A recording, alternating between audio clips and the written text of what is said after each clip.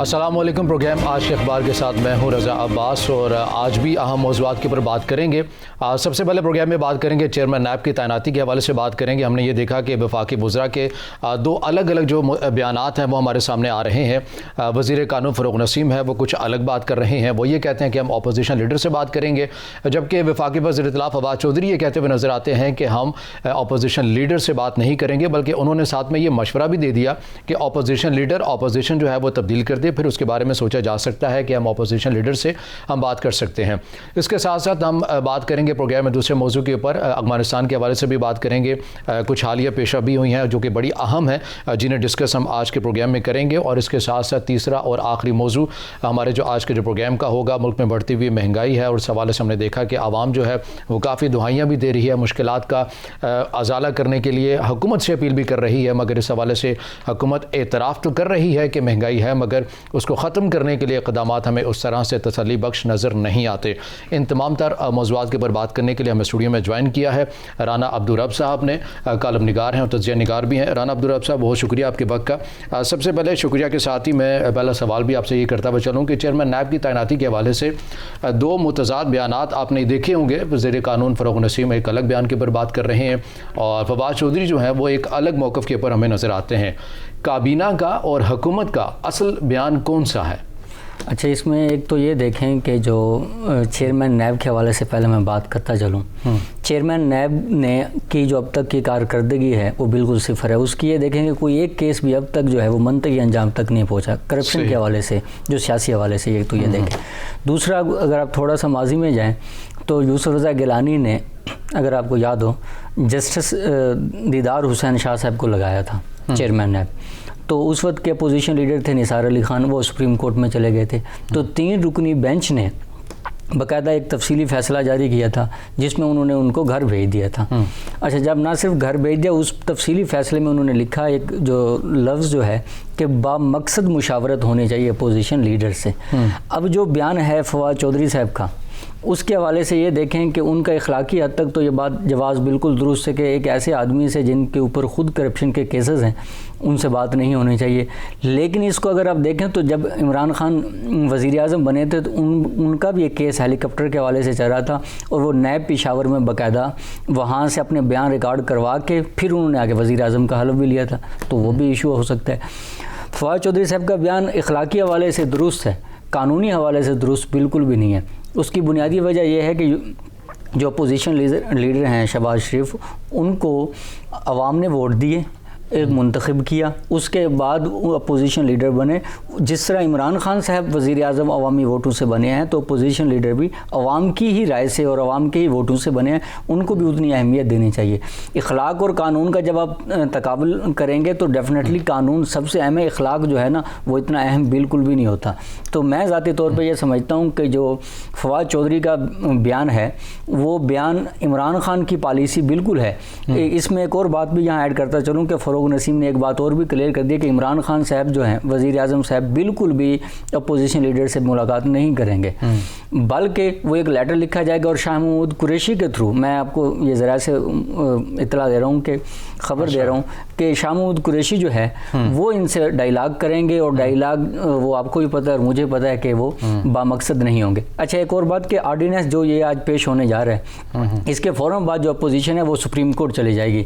मुझे नहीं लगता कि ये डायलाग तक ये बात जाएगी, पहले ही मामला जो है वो सुप्रीम कोर्ट में चला जाएगा। फ़ारूक नसीम यहाँ पर ये मौक़िफ़ अपनाते हैं कि अव्वल तो अपोजिशन जो लीडर हैं शहबाज शरीफ, उन्हें ख़ुद ये कह देना चाहिए कि मैं चूँकि एक्यूज़ हूँ, मेरे पर इल्ज़ामात हैं, इखलाकी तौर पर मैं इन चीज़ों से पीछे हटता हूँ, तो ये मामला जो है वो बड़ी आसानी से जल्द अज जल्द हो भी जाएगा और चेयरमैन नैब जो नए जो लगाने उनकी तैनाती भी हो जाएगी।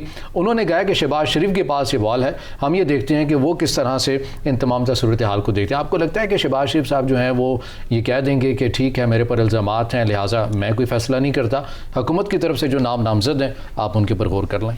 अच्छा, इखलाकियात की बात हम दूसरों के हवाले से क्यों करें, अपने हवाले से क्यों नहीं करें? अब पाकिस्तान तहरीक इंसाफ भी पेंडोरा बॉक्स जो पेपर आए हैं उसमें पाकिस्तान तहरीक इंसाफ के जो इत्तेहादी हैं या उनके कितने लोग शामिल हैं, उनके पहले इस्तीफे लें।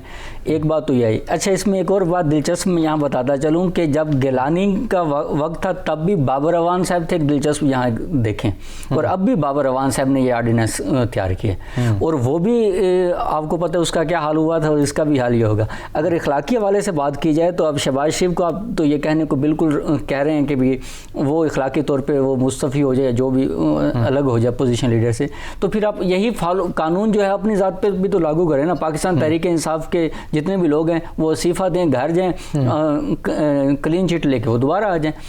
المیہ یہ ہے کہ ہم دوسروں کے حوالے سے تو یہ رائے رکھتے ہیں کہ وہ ایسا کریں, ہم اپنی ذات کے حوالے سے رائے نہیں رکھتے. اگر یہ مثال آپ خود قائم کر چکے ہوتے پاکستان تحریک انصاف, تو بالکل یہ بات ہم بھی کہنے پہ حق بجانب ہوتے ہیں کہ شہباز شریف کو یہ کرنے میں کوئی قباحت نہیں ہے, اس کی جگہ کوئی اور اپوزیشن لیڈر لگا. یہاں پر جو قانون ہے وہ ایک الگ راہ جو ہے وہ اپنا راستہ لیتا ہوا بالکل صاف نظر آتا ہے. اس کے اوپر بھی بات کریں گے کہ ایک شخص کے لیے تمام تر آرڈیننس لانا, اور اس حوالے سے جو اپوزیشن کو تحفظات ہیں دیگر, اس حوالے سے نکات کے اوپر بھی بات کریں گے, مگر یہاں وقت ہوا ایک بریک کا. ہمارے ساتھ رہیے گا.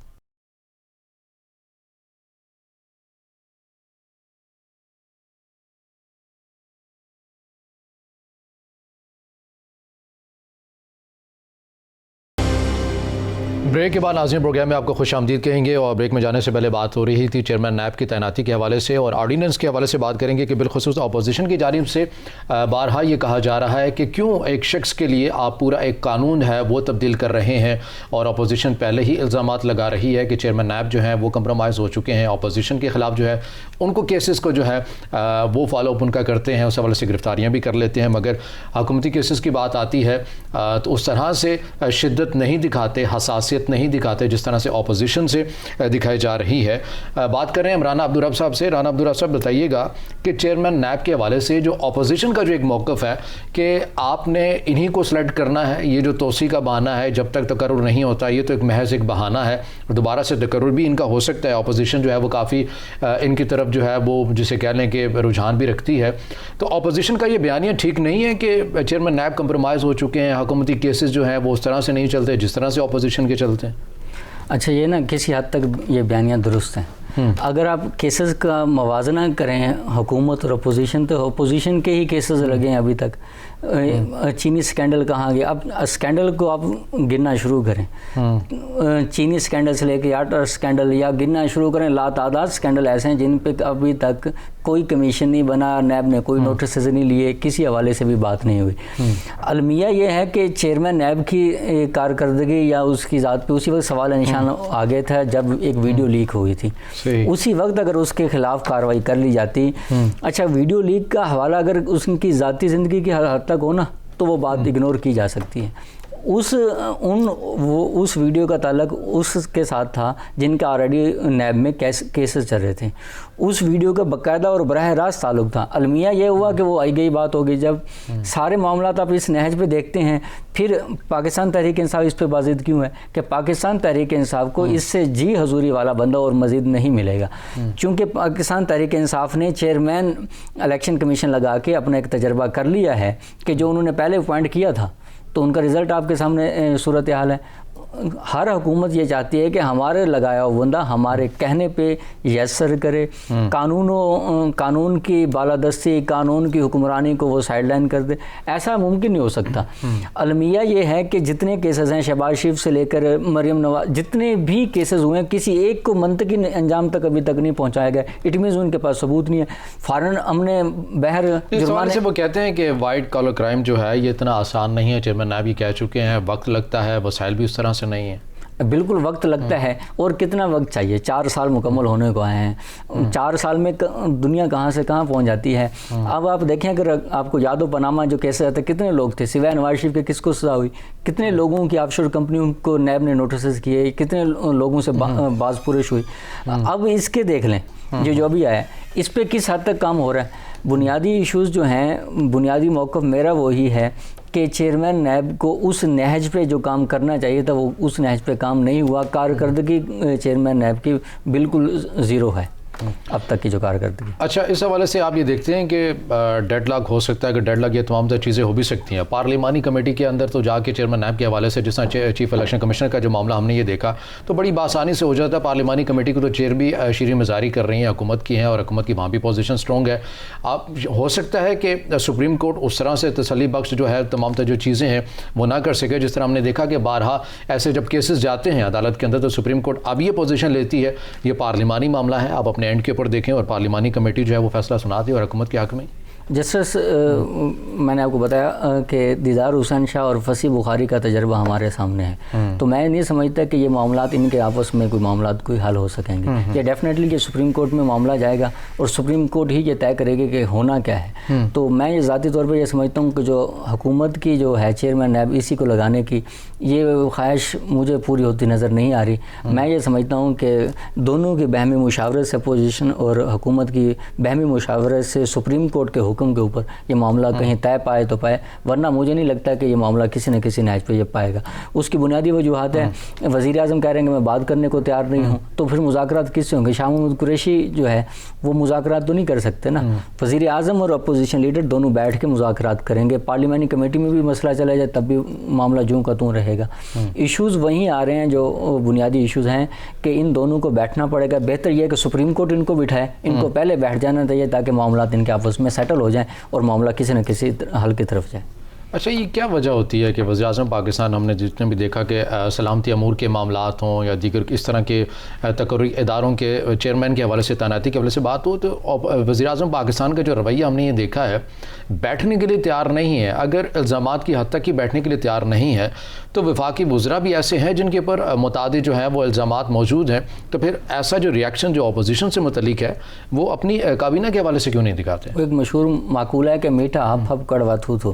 المیہ یہ ہے کہ آپ وہی رویہ یا وہی کرپشن کا جو راگ الاپ رہے ہیں وہ اپنے لوگوں پہ بھی تو فالو کریں نا.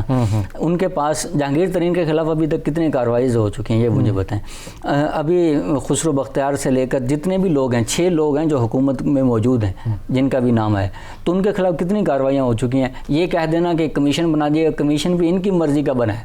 اب میری مرضی کا بندہ میرا آ کے وہ احتساب کرے گا, یہ کیسا کوئی مذہب. اچھا, یہ جو آرڈیننس لے کر آ رہے ہیں اس کے اندر آپ نہیں سمجھتے کہ یہ ایک اچھی چیز ہے کہ چیئرمین نیب کی جو اختیارات ہیں ان کے حوالے سے جو گرفتاری کی بالخصوص بات ہیں آرڈیننس کے اندر وہ فرغون نسیم صاحب کہہ رہے تھے کہ ہم ذرا اس کو کم کریں گے ان اختیارات کو. ہاں, اس حد تک بات درست ہے کہ یہ اچھی بات ہے کہ اختیارات کی کمی کے حوالے سے, لیکن اس میں ایک اور بات جو آپ شاید نوٹ نہیں کرے کہ اس میں جو ہے نا یہی جو چیئرمین ہے نیب ہے اسی کو دوبارہ تعینات کر دیا جائے گا. جب آپ کسی بھی عہدیدار کو یہ کہیں گے کہ ہم آپ کو دوبارہ تعینات کریں گے, ہماری مرضی کے کیسے چلیں ساری چیزیں کریں, وہ تو بخوشی یہ کرنے کو تیار ہوگا. میں کہتا ہوں اس آرڈیننس میں یہ جو پوائنٹ ہے یہ غلط ہے. چیئرمین نیب نیا آنا چاہیے چاہے وہ کوئی بھی ہو.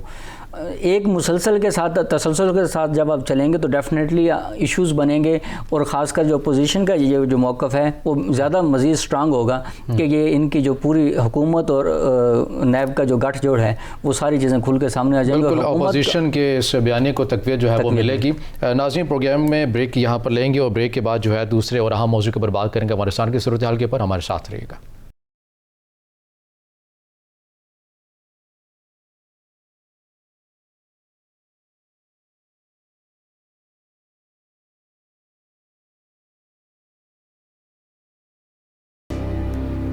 بریک کے بعد ناظرین پروگرام میں آپ کو خوش آمدید کہیں گے اور بات کریں گے بریک کے بعد افغانستان کے اہم موضوع کے اوپر. اور افغانستان کی صورتحال کے اوپر میں بات کرنے کے لیے اسٹوڈیو میں جوائن کیا ہوا ہے رانا عبدالرب صاحب نے.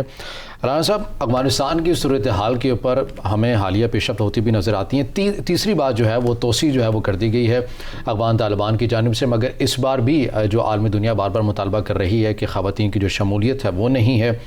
ان تمام تر اقدامات کو آپ کیسے دیکھ رہے ہیں؟ دنیا کو ٹیکل کر پائیں گے افغان طالبان جو ہے, جو دنیا کا جو مطالبہ ہے کہ عبوری حکومت ایسی بنائیں کہ ہم تسلیم کریں؟ اچھا, افغانستان کی جو حکومت ہے نا اس کو اس وقت 4 سے 5 ایشوز سب سے اہم ہیں. پہلا سب سے معیشت ہے. اب تک کی جو وہاں کے ملازمین ہیں ان کو تنخواہیں نہیں دے گی, جو سب سے بڑا ایشو ان کے پاس آ رہا ہے. اچھا, ایک تو یہ ایشو ہو گیا. دوسرا ان کا ایشو یہ ہے کہ وہ کہتے ہیں کہ ہمیں عوام تسلیم کرتی ہے یا نہیں, چونکہ اس وقت عوام میں خوف ہے طالبان کا. اچھا, خوف کی جو حکومت ہے وہ زیادہ دیر آپ کو بھی پتہ ہے کہ چلتی ہوئی نہیں ہے. اچھا تیسرا ان کے پاس جو ایشو مین ہے کہ ہمیں عالمی سطح پر کس حد تک قبول کیا جاتا ہے، تسلیم کیا جاتا ہے یا نہیں. اور چوتھا ان کا جو ایشو ہے جو اہم ہے کہ جو طالبان مجاہدین ان کے ساتھ جہاد کرتے لڑتے رہے جو بھی ان کا ہے، اب وہ چاہتے ہیں کہ ہمیں اسی حکومت میں عہدے ملیں. اب ان کے آپس میں ایشوز سب سے زیادہ ہیں. وہ ایشوز جو ہے وہ اس نہج پہ پہنچ چکے ہیں کہ اگر آپ کو یاد ہو کہ یہ مسعود قبیلہ اور باقی سارے قبیلوں کے ایشوز بنیادی یہی ہیں کہ بھئی ہمیں حکومت میں وہ جگہ نہیں دی گئی جو جگہ دی جائیں. ازبک، تاجک اور ہزارہ یا باقی جتنے بھی لوگ ہیں اس نہج پہ ان کو نمائندگی نہیں دی جا رہی جس نہج پہ دی جانی تھی.